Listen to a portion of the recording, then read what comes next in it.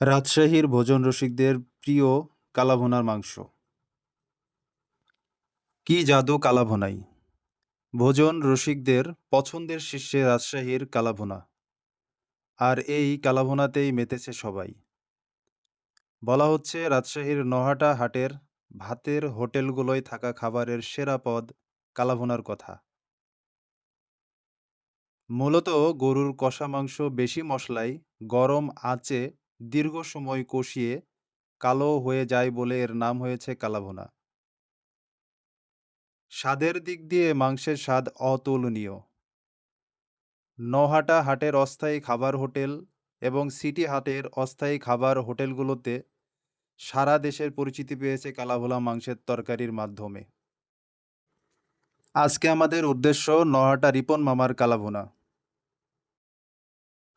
পাশেই এক গুলুগুলু ছোট ভাই খুব নড়াচড়া করতেছে, আমাদেরকে খুব বিরক্ত করতেছিল।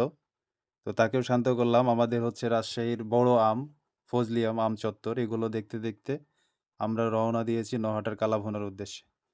উদ্দেশ্য আমাদের রিপন মামার দোকান। রিপন মামার দোকানে আমরা আজকের কালাভুনা খাবো মজা করে আমরা সবাই। তো সেই উদ্দেশ্যে আমরা যাচ্ছি রিপন মামার দোকানে নহাটা।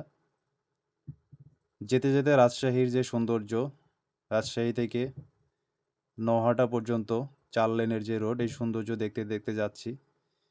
এর মধ্যে আমরা চলে আসছি রাজশাহী বিমানবন্দরের কাছাকাছি।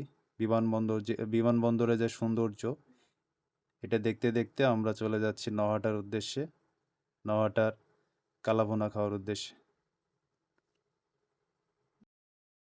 এর মধ্যে নহাটা ব্রিজের উপর দিয়ে, ব্রিজের কাছে আমাদের মাথার উপর দিয়ে একটা বিমান উড়ে চলে গেল।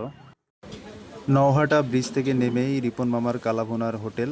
অবশেষে আমাদের কাঙ্ক্ষিত কালাভুনার দরবারে আমরা চলে এসেছি। এখানেই আমাদের সমাপ্তি।